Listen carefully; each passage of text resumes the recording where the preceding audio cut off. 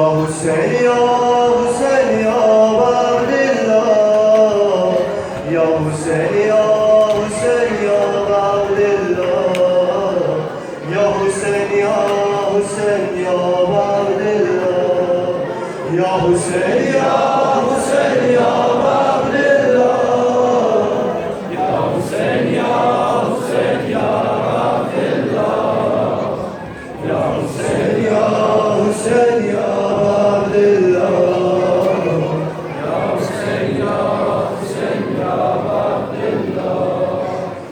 Yüzü sen Zeynep-i Hüseyin, güzel şehidi sen Zeynep-i Hüseyin, vurulan kalbime tesellayı ver, Zeynep'in kelime eşki sen Hüseyin, gözümün önünde kesildi başı, gözümün önünde kesildi başı. Zeynep'im yetti kardeşi, Hindi'de kalmış anlasız kimsesiz.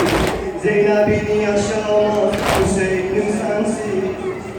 Ya Hüseyin ya Hüseyin ya Abdillah, ya Hüseyin ya Hüseyin ya Abdillah, ya Hüseyin ya Hüseyin ya Abdillah.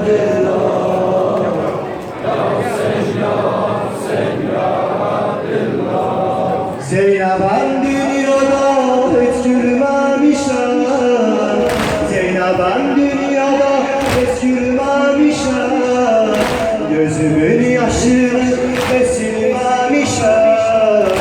Hüseyin can çöllerinde sensiz ağladı, düşman sözü diyende eğilmemişem. Zeynep'en dünyada hiç gülmemişem, Zeynep'en dünyada hiç gülmemişem, gözümün yaşını silmemişem.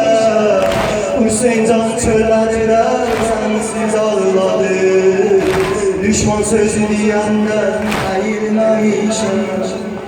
Ya Hüseyin ya Hüseyin ya Abdillah, ya Hüseyin ya Hüseyin ya Abdillah, ya Hüseyin ya Hüseyin ya Abdillah, ya Hüseyin ya Hüseyin ya Abdillah. Hürmeyen ahları çöllerine seni, hürmeyen ahları çöllerine seni, duymadım o görsün başsız bedeni. Hep sorulur mezar babam harladı, o bilmir babası intizarladı. Zeynep'en bir günde ağardı başı, Zeynep'en bir günde ağardı başı, Hürmet bas kimi aslan kardeşi, Ekber'le Kasım'ı nasıl yürüsün, Esmer bunlarını rıbab bilirsin. Ya Hüseyin ya Hüseyin ya Abdillah, ya Hüseyin ya Hüseyin ya Abdillah, ya Hüseyin ya Hüseyin ya Abdillah, ya Hüseyin ya Hüseyin ya Abdillah. Kanımda bir hıra koydum başıma, kanımda bir hıra koydum başıma, ağaran saçımı neyleyim elbap, bükülen belime Hüseyin'im, kan olan zülfüme tek Hüseyin'im.